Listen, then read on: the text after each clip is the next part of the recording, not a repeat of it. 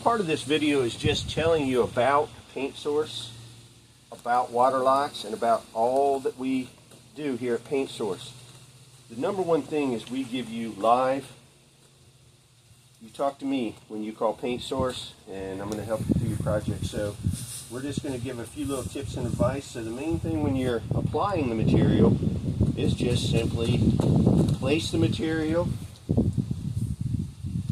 Place a few bumps of this. We want to spread it evenly, so I don't want to lay my brush down real heavy right here and then have a big pile. So we want to kind of put a few piles down. Then we're going to spread through those piles. So place the material, spread the material, and then the final gesture is going to be smooth the material. So we're going to spread this here. If you have a little too much material, and that's a judgment call. You see, we're going to go across the cracks, and we just want to do that maybe 1 or 2 times. We don't want to sit there all day and flood these full, because then you'll just have material that's going to be hard to dry if it's too thick in those cracks. But we also want it to soak down in the cracks so it seals the bottom of the crack. And this is why Waterlox doesn't really recommend their product for decks, because decks are a really harsh environment. And as I said, this is some special wood.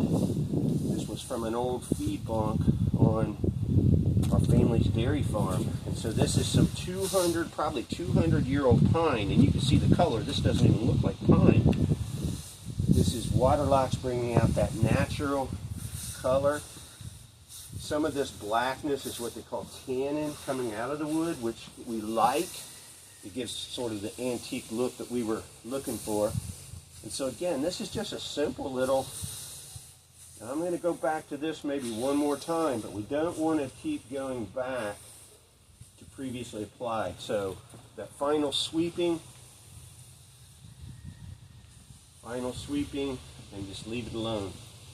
But we want it spread evenly because you got some flatteners in there, you got some UV filters in there, and we want those evenly distributed so we have a nice uniform look and not non-blotchy, so to speak. Now, this board here was a new board, so this was just new pine from Lowe's, and we did do some stain and Waterlox mix, and that's a really cool thing about the Waterlox, is we can actually use an oil-based stain to tone the wood, and rather than apply the stain directly to the wood, we're actually encapsulating it in the Waterlox, so the Waterlox sort of locks that pigment into the wood, and is far superior to staining alone. But we used the stain on this board to give it that older, aged look, and I think we did a pretty good job on that. It's blended in well, and we'll just progress forward.